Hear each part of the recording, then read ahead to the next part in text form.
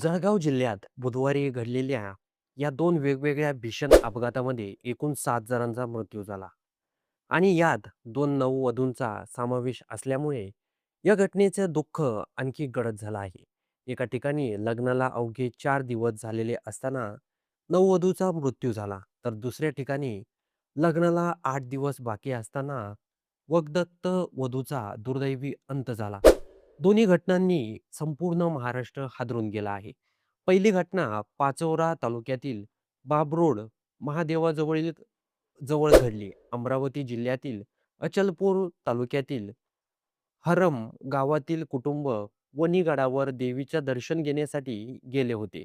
कारण घरात लग्नाचा आनंद होता. शिखा बेलसरे नावाच्या 22 वर्षीय तरुणीचा विवाह 8 मे रोजी होणार होता. त्या आनंदातच लग्नाची पहिली पत्रिका देवीच्या चरणी अर्पण करण्यासाठी कुटुंब वणीगडावर गेले होते. दर्शन आटपून परत येताना सकाळच्या सुमारास त्यांच्या चारचाकी वाहनांचा टायर अचानक फुटला आणि काही क्षणात सगळं बदललं. चालकाचं वाहनावरील नियंत्रण सुटलं आणि गाडी रस्त्याच्या कडेला घसरली. या अपघातात मीनाताई मानकर जागीच ठार झाल्या, तर शिखा बेलसरे गंभीर जखमी झाली. तिला तातडीनं रुग्णालयात दाखल करण्यात आलं.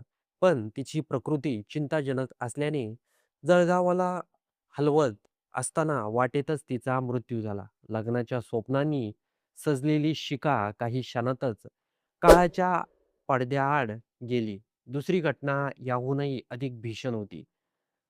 धरणगाव तालुक्यातील वराड खुर्द गावाजवळ महामार्गावरील सकाळी 9 वाजेच्या सुमारास हा अपघात झाला.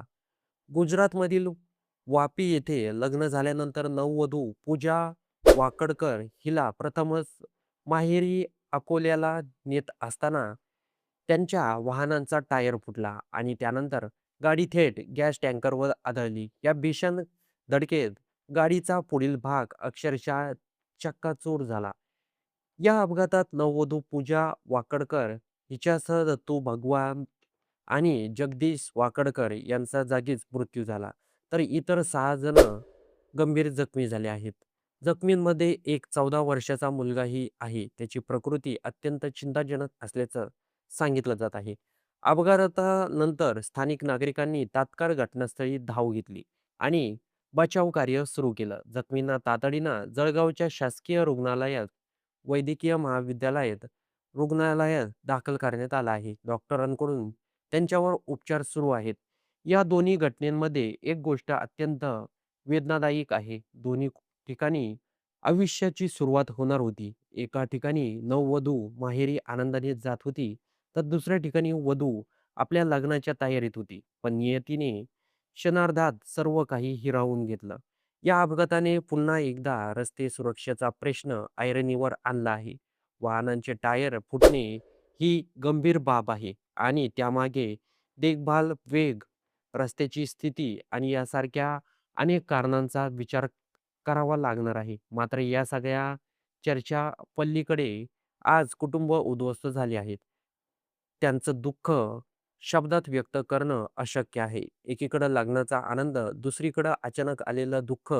अशा या दुहेरी शोकांतिकेमुळे संपूर्ण जळगाव जिल्हा शोकसागरात बुडाला आहे.